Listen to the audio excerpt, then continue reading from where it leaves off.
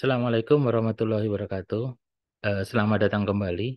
Pada kesempatan kali ini kita akan membahas tentang beberapa kaidah di dalam kita mempersiapkan akreditasi rumah sakit dan dengan kaidah itu kemudian surveyor melakukan penilaian di dalam akreditasi rumah sakit. Nah, kaidah penilaian akreditasi rumah sakit itu yang kita kenal dengan kaidah-kaidah logika instrumen di dalam akreditasi rumah sakit. Kaidah yang pertama, bahwasanya proses untuk melaksanakan akreditasi rumah sakit itu ada 4 dasar dokumen. Yang pertama itu adalah standar akreditasi rumah sakit, yaitu Keputusan Menteri Kesehatan nomor 1128 tahun 2022.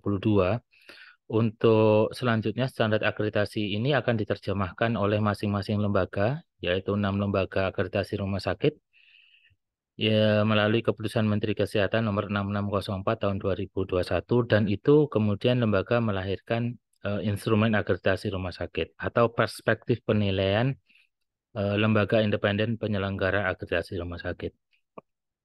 Yang kedua itu adalah petunjuk teknis pelaksanaan akreditasi rumah sakit atau yang kita kenal dengan Keputusan Dirjen Yankes nomor 1130 tahun 2022 tentang pedoman survei akreditasi rumah sakit.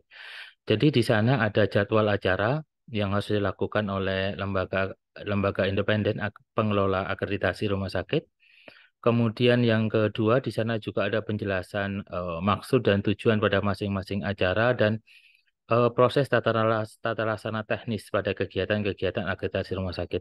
Jadi 6 lembaga itu tidak akan keluar dari pedoman survei akreditasi rumah sakit. Kemudian yang ketiga itu adalah modul pelatihan bagi calon surveyor akreditasi rumah sakit dari Kementerian Kesehatan tahun 2021 dan modul pelatihan pendamping bagi pendampingan akreditasi rumah sakit tahun 2021. Pelaksanaan akreditasi rumah sakit itu ada sistem atau polanya meliputi kegiatan upload dokumen di awal. Dokumen ini adalah dokumen persyaratan akreditasi rumah sakit. Kemudian proses usulan dari rumah sakit dan proses penjadwalan dari lembaga independen pengelola akreditasi rumah sakit. Jadi jadwal acara ditentukan oleh rumah sakit. Sedangkan lembaga independen akreditasi rumah sakit itu sifatnya itu adalah menjadwalkan surveyornya. Kemudian kegiatan akreditasi rumah sakit dimulai dengan kegiatan daring, kemudian kegiatan luring, dan itu membutuhkan upload dokumen di dalam sistem informasi lembaga akreditasi rumah sakit.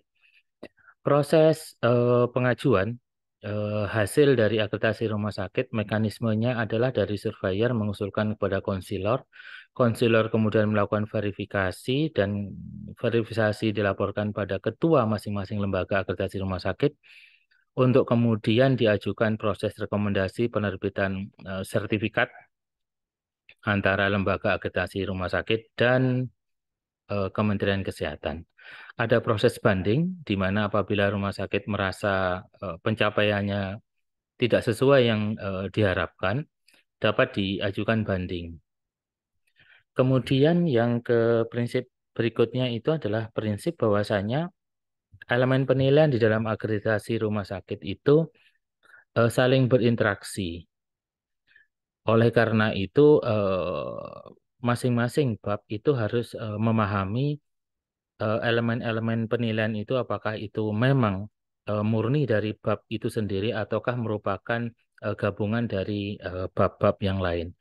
Oleh karena itu, setiap pokja atau pengelola dokumen untuk masing-masing bab itu mesti berkoordinasi secara aktif. Misalkan kalau kita lihat bab tata kelola rumah sakit, ada beberapa bagian itu merupakan dokumen dari KPS. Ada beberapa bagian itu merupakan dokumen dari PMKP dan ada beberapa bagian merupakan dokumen dari PKPU. Pada dokumen-dokumen yang itu merupakan milik KPS, PKPU, dan PMKP, maka TKRS sifatnya berkoordinasi dan meminta kemudian dokumen itu dikopikan dan digunakan untuk penilaian dari TKRS. Berikutnya adalah skematis kegiatan. Jadi kalau kita lihat ada kegiatan daring dan kegiatan luring. Kegiatan daring itu menyakupi dokumen-dokumen yang sifatnya adalah regulasi baik itu keputusan direktur, peraturan direktur, kemudian panduan, pedoman sampai dengan SPO dan program. Ada kegiatan-kegiatan yang kemudian dilihat melalui survei daring, yaitu kegiatan-kegiatan yang melahirkan dokumen implementasi. Misalkan laporan-laporan, laporan pelatihan, laporan orientasi, laporan penilaian kinerja, seperti itu. Nah, proses untuk kemudian menilai dokumen implementasi itu berinteraksi atau dikonfirmasi melalui kegiatan luring, yang itu yang kita sebut dengan keseragaman. Jadi nilai regulasi itu bisa dilihat pada daring, tetapi kalau dokumen implementasi itu bisa dilihat secara daring dan secara luring. Untuk dokumen implementasi yang lihat secara daring, nilai pada waktu daring adalah nilai sementara. Konfirmasinya untuk melihat keseragaman akan dilihat secara luring atau telusur lapangan. Nah, ketentuan berikutnya itu adalah bahwasanya penilaian di akreditasi rumah sakit itu ada 12 cara penilaian. Dan eh, setiap jenis itu memiliki pola penilaian yang berbeda-beda, dan bisa jadi elemen penilaian itu bisa dinilai dua atau tiga jenis elemen penilaian sesuai dengan yang dimaksudkan di dalam elemen penilaian. Oleh karena itu, rumah sakit mesti memahami bahwasanya elemen penilaian itu polanya berbeda-beda. Yang menentukan akan dinilai secara apa, akan dinilai dengan kaidah apa dari 12 cara penilaian itu adalah spesifik pada masing-masing. Misalkan jenis penilaian untuk regulasi. Regulasi itu adalah kesesuaian dengan maksud dan tujuan di dalam standar atau kesesuaian dengan peraturan dan regulasi perumah sakitan. Untuk dokumen implementasi, apabila itu adalah dokumen rapat, maka dilakukan cross-check dengan wawancara. Apabila itu dokumen pelatihan, maka dilihat kelengkapannya. Apakah sesuai kelengkapannya? Kalau itu dokumen orientasi staf, maka akan dilihat juga kelengkapannya. Apabila itu adalah dokumen rekam jejak kepatuhan, maka akan dicari konsistensinya. 3 bulan ke belakang untuk akreditasi awal dan 12 bulan untuk akreditasi ulang. Kemudian untuk jenis penilaian observasi akan dilihat bukti kepatuhan, berarti kita lihat kesesuaiannya atau keseragamannya. Kemudian observasi pelaksanaan itu surveyor akan melihat pada 10 aktivitas bersama. Nah, 10 aktivitas itu yang bisa kita lihat di dalam telusur. Oleh karena itu, telusur pasien individual untuk rumah sakit kelas C, kelas D itu adalah 4 kegiatan. Kalau untuk rumah sakit kelas B itu ada 7 kegiatan. Sehingga surveyor akan melihat konsistensi dari observasi yang dilakukan. Untuk kelengkapan rekam medik ini 3 bulan untuk akreditasi awal dan 12 bulan untuk akreditasi ulang. Untuk jenis penilaian wawancara ini dilakukan wawancara kepada seluruh staf. Untuk jenis penilaian simulasi itu adalah simulasi kepada seluruh staf.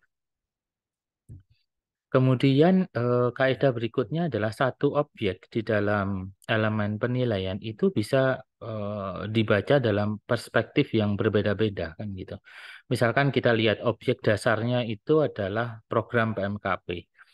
Nah, program PMKP itu bisa dilihat pada TKRS 6. Di dalam TKRS 6 bahwasanya mutu layanan kontrak itu merupakan bagian dari program PMKP. Jadi pemantauan mutu layanan kontrak itu adalah rangkaian kegiatan yang tersebut di dalam program PMKP. Kemudian di TKRS 4 proses pembuatan program peningkatan mutu dan keselamatan pasien itu absensinya dihadiri oleh direktur dan pimpinan rumah sakit. Pada PMKP 4, proses tentang pelaporan kepada Dewan Pengawas yang dilakukan setiap 3 bulan sekali adalah bagian dari program PMKP. Jadi di dalam program PMKP ada ketentuan bahwasanya kegiatan itu dilakukan pelaporan setiap 3 bulan sekali kepada direktur, kemudian kepada Dewan Pengawas. Kemudian di PMKP 1 bahwasanya penyusunan program yang sudah disusun itu ditetapkan oleh direktur dan disahkan oleh representasi pemilik. Kemudian PMKP 1 di huruf D juga di dalam pembahasan program. Jadi program dilakukan evaluasi dalam rapat koordinasi yang melibatkan komite-komite. Kemudian di PMKP 9 itu adalah data luaran atau outcome dilaporkan kepada direktur dan representasi pemilik bagian dari program PMKP. Jadi program PMKP itu bisa dilihat pada minimal pada 6 elemen penilaian pada 2 bab di dalam standar akreditasi rumah sakit. Kemudian yang terakhir itu bahwasanya akreditasi rumah sakit itu tidak berada di dalam ruang hampa. Jadi akreditasi rumah sakit itu adalah bagian dari sistem perumah sakitan. Jadi dia berinteraksi dengan sistem dan regulasi perumah sakitan yang lainnya. Oleh karena itu, apabila kita melihat elemen penilaian, maka kita harus tahu elemen penilaian itu bukan hanya tentang akreditasi rumah sakit, tapi tentang kepatuhan pada regulasi. Misalkan etik perumah sakitan. Di dalam standar akreditasi rumah sakit disebutkan direktur menetapkan komite etik rumah sakit. Jadi satu aspek atau satu area yaitu etik rumah sakit. Tetapi di dalam regulasi perumah sakitan pada Permenkes 42 tahun 2018 ini merujuk pada 2 aspek yaitu komite etik dan hukum rumah sakit. Oleh karena itu kesimpulannya maka dalam melaksanakan TKRS 12A, maka rumah sakit itu menerapkan ketentuan membentuk komite etik dan hukum rumah sakit sesuai Permenkes nomor 42 tahun 2018. Yang kedua, sebagai permisalan manajemen fasilitas dan keselamatan. Di MFK 2A, rumah sakit menetapkan penanggung jawab MFK, penanggung jawab manajemen fasilitas dan keselamatan. Namun kalau kita lihat regulasinya, fasilitas keselamatan itu ketentuannya ada pada Permenkes nomor 66 tahun 2016 tentang K3 rumah sakit. Sehingga kesimpulannya tentang penanggung jawab MFK ini merujuk pada satuan kerja, dapat berupa komite, K3RS atau tim K3RS yang disesuaikan dengan kebutuhan dan ketersediaan sumber daya dan beban kerja di rumah sakit. Jadi sebagai satu kesimpulan, bahwasanya di dalam akreditasi rumah sakit kita semua menggunakan kaidah-kaidah penalaran, kaidah-kaidah logika akreditasi rumah sakit. Karena standar akreditasi rumah sakit itu dipengaruhi oleh regulasi-regulasi perumah sakitan. Walaupun kita tahu bahwasanya standar akreditasi rumah sakit adalah regulasi itu sendiri karena keputusan Menteri Kesehatan, namun apabila ada ketentuan yang lebih tinggi, misalkan peraturan Menteri Kesehatan, maka cara kita membaca standar akreditasi rumah sakit mengikuti regulasi yang paling tinggi, yaitu peraturan Menteri Kesehatan. Misalkan kita bicara tentang K3RS atau MFK, atau kita bicara PMKP, di sana ada Komite Mutu Permenkes nomor 80 tahun 2020 dan ketentuan peraturan Presiden nomor 77 tahun 2015 tentang Komite Manajemen Risiko dan Keselamatan Pasien. Jadi demikian beberapa kaidah logika di dalam akreditasi rumah sakit. Ada beberapa kaidah logika yang lain yaitu adalah bagaimana kita membaca elemen penilaian. Di sana kita akan berbicara tentang kalimat kunci, makna gramatikal dan makna leksikal dalam kita melihat elemen penilaian. Mungkin sampai bertemu pada video yang selanjutnya. Terima kasih. Assalamualaikum warahmatullahi wabarakatuh.